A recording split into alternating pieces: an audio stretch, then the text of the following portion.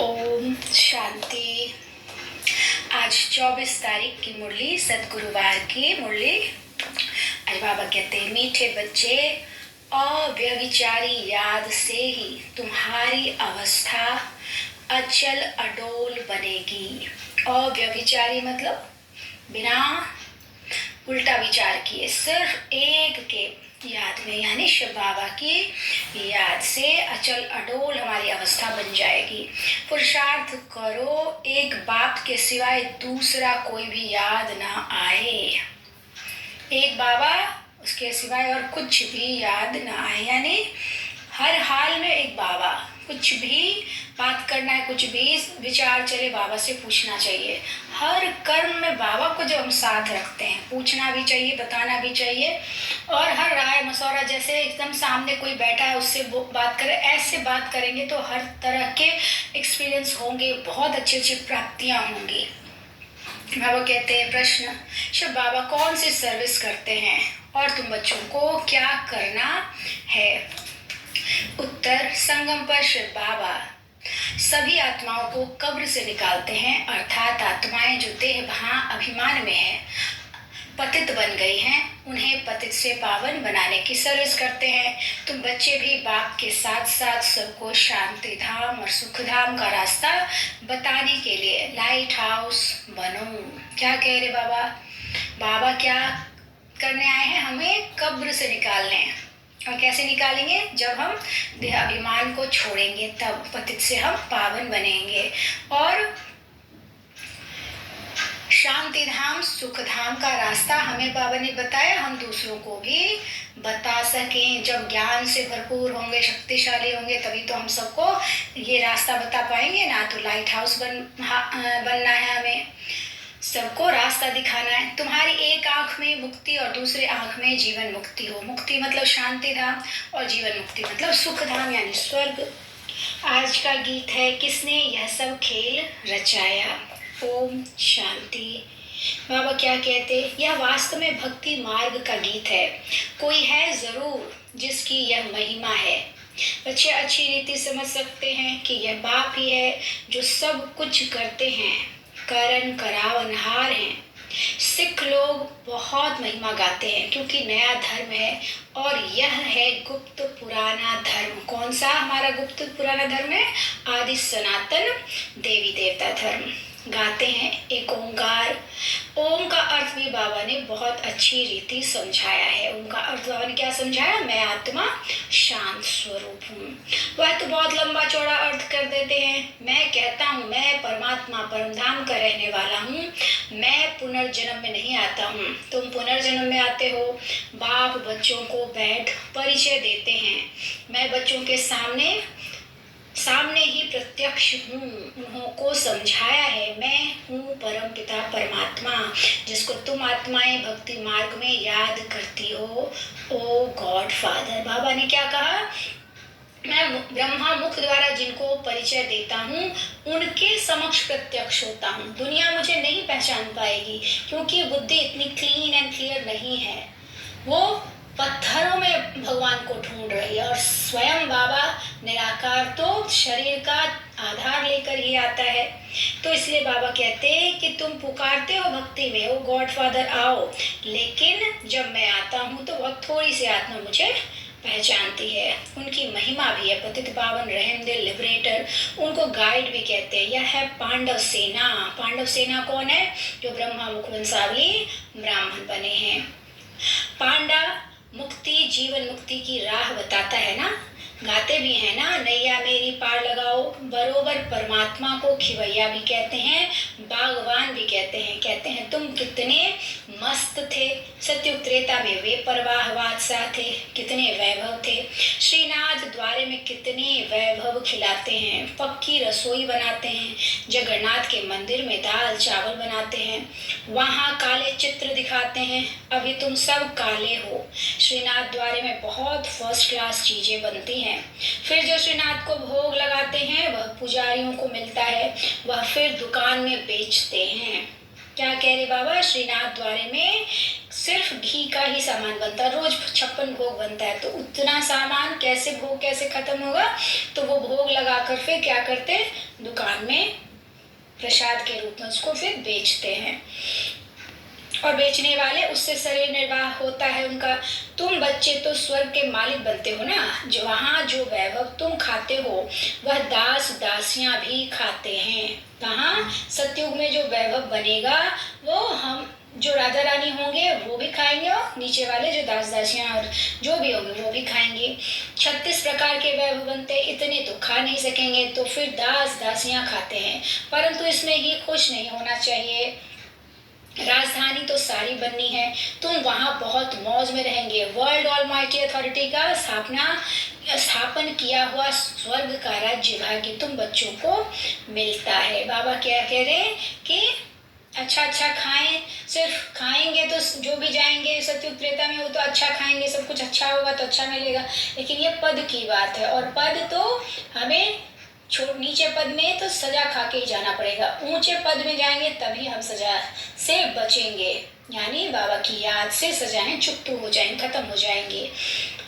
बाबा कहते हैं ज्ञान भक्ति वैराग्य। अब वैराग्य दो प्रकार का होता है, सन्यासियों का है हद का वैराग्य, घर बार छोड़कर जंगल में बैठते हैं, फिर वह गुप्त मदद करते हैं, भारत का बहुत फायदा करते हैं, जैसे विनाश के लिए कहा जाता है इनसे स्वर्ग के गेट खुलते हैं, वैसे यह भी पवित्रता की मदद करते हैं। बाबा क्या कह रहे हैं कि बुरी चीजों का सफाया जब तक नहीं हुआ तब तक स्वर्ग की स्थापना नहीं हो सकती, इसलिए विनाश भी होना अच्छा है, ताकि साफ सुथरी जगह हो जाए पूरा विश्व, और वहाँ सनातन धर्म की स्थापना हो जाए, स्वर्ग आ जाए। इसीलिए बाबा क्या कह रहे हैं कि सन्यासियों का भी गुप्त मदद है इस देश को पवित्र बनाए रखने में, इसलिए ड्रामा में उन्हों की महिमा है। बाप कहते हैं यह ज्ञान प्राय लोप हो जाता है तो उनका है हद का वैराग्य, तुम्हारा है बेहद का। तुम्हें बेहद का बाप वैराग्य दिलाते हैं, गृहस्थ व्यवहार में रहते सिर्फ बुद्धि से भूलना है। यह तो पुराना शरीर है, अब 84 जन्म पूरे हुए, देह सहित देह के सब धर्मों सर्व संबंधों को भूलना है, अपने को देही समझना। देही मतलब आत्मा, वह तो कह देते कि आत्मा निर्लेप है, कुछ भी खाओ पियो लेप छेप नहीं लगता। अनेक मतांतर हैं, कैसी रस्म रिवाज है, जिसने जो मत चलाई चल पड़ती है। जैसे यहाँ कोई आदिदेव को महावीर कहते हैं, महावीर फिर हनुमान को भी कहते हैं। वास्तव में तुम सब महावीर महावीरनियां हो जो माया पर जीत पाते हो। महावीर कौन है?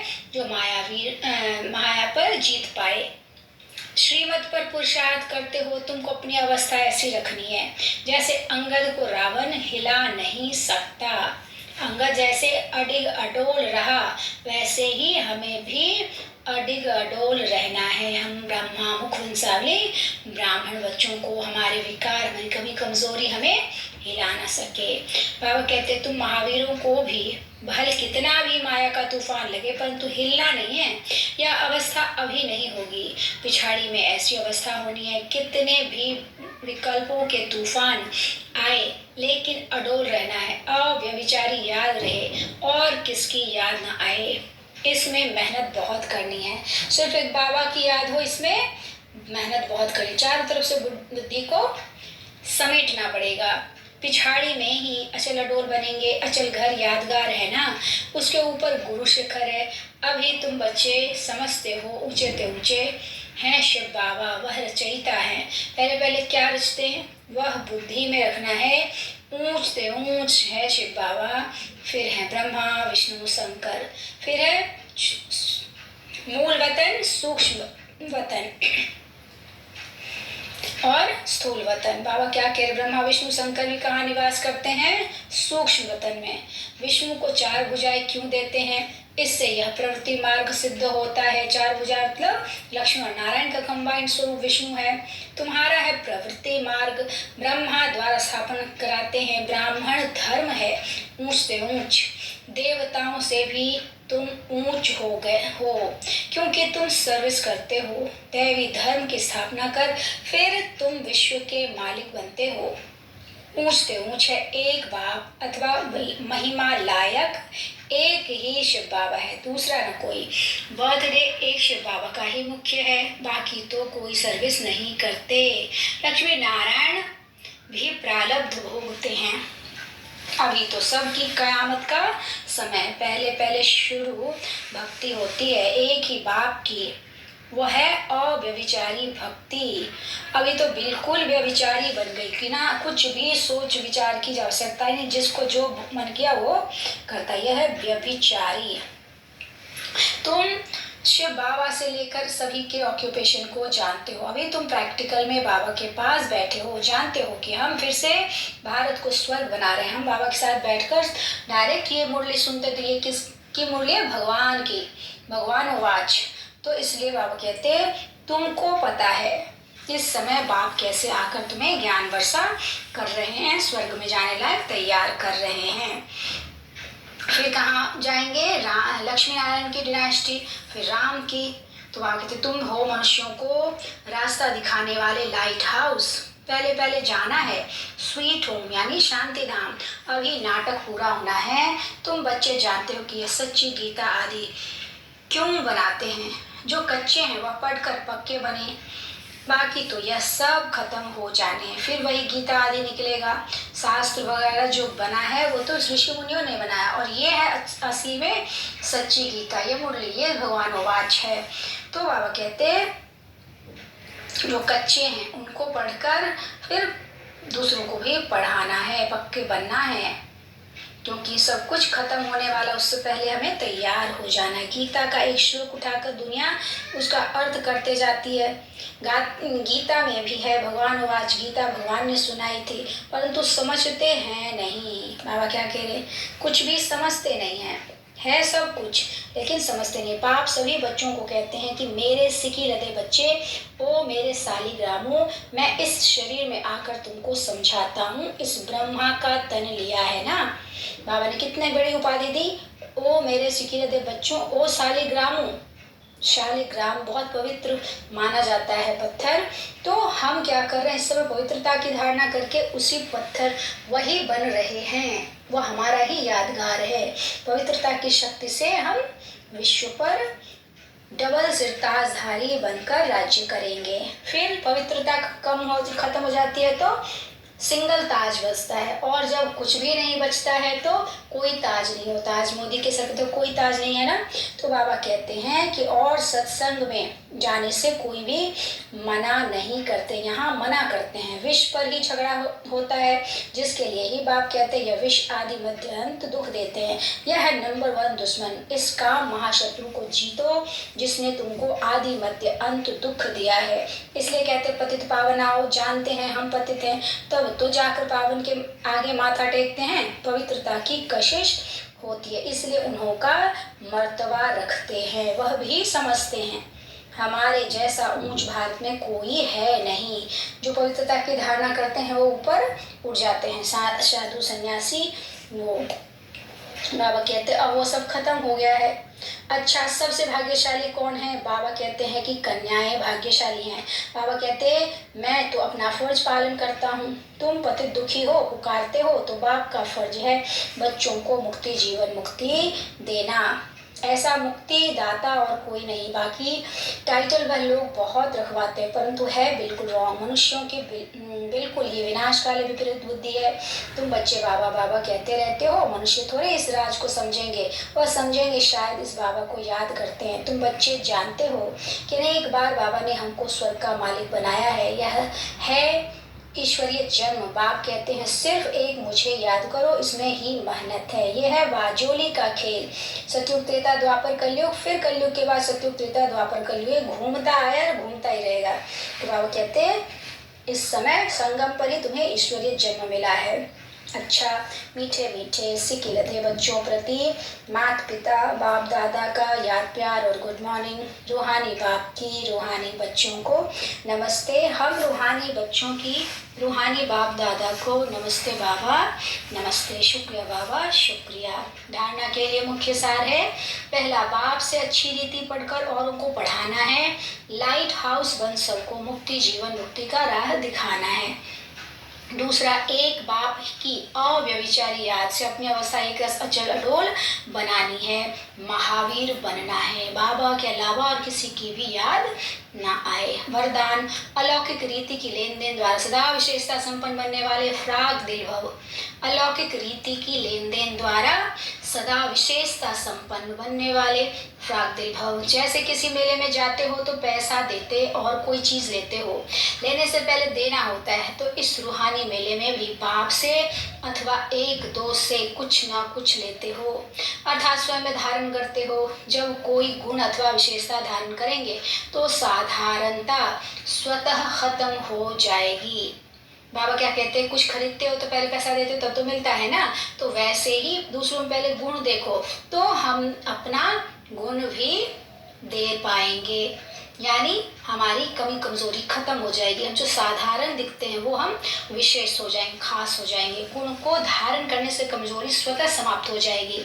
तो यही देना हो जाता है। हर सेकंड में ऐसी लेन देन करने में फ्राग दिल बनो तो विशेषताओं से संपन्न बन जाएंगे।